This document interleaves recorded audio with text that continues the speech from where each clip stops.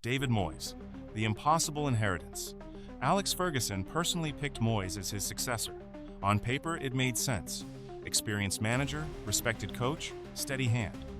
In reality, it was one of football's most brutal poison chalices. The squad Ferguson left behind was older than it looked. Ferdinand, Vidic, and Evra were all declining simultaneously. The players who made United terrifying for 2 decades were running out of road at exactly the wrong moment. Moyes had no clear tactical identity to replace Ferguson's, struggled badly in big matches, and the dressing room confidence evaporated quickly. 10 months, that's all it lasted. United were heading toward a 7th-place finish, and Moyes was gone before the season even ended. Ferguson's greatest achievement might have been hiding just how fragile that squad actually was. Louis van Gaal, the professor nobody wanted to listen to.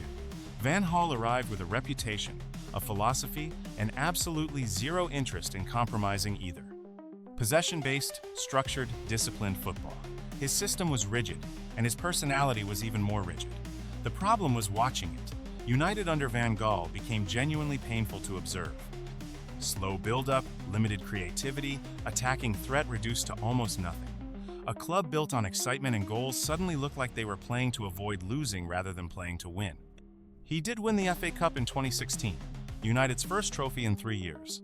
And then, the very next day, he was sacked. The trophy wasn't enough. The club wanted football that didn't make their own fans fall asleep. Jose Mourinho. Trophies, toxicity, and chaos.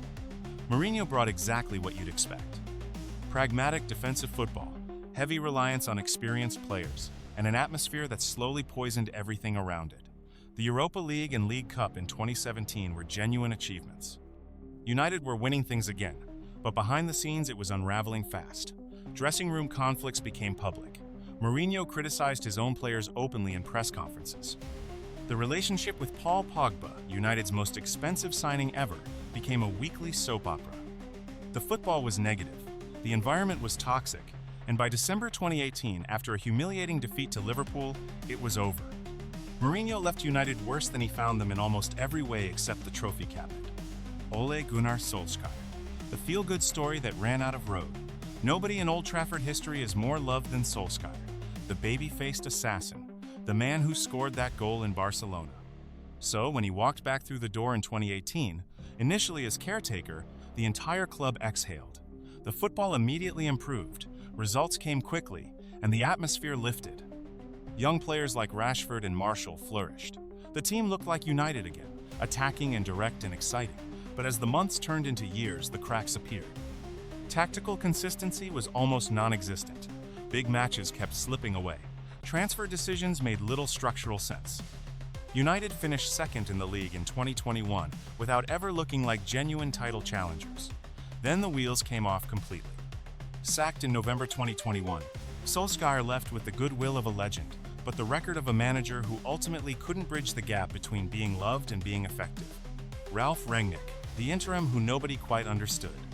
Brought in as a short-term fix after Solskjaer, Rangnick was supposed to be a respected tactical mind who could stabilize the club while a permanent appointment was made. It didn't really work. The players struggled to implement his pressing system. Results were inconsistent. The dressing room seemed unconvinced. He lasted until the end of the season and then moved into a consultancy role that quietly disappeared. An awkward chapter that's already been mostly forgotten.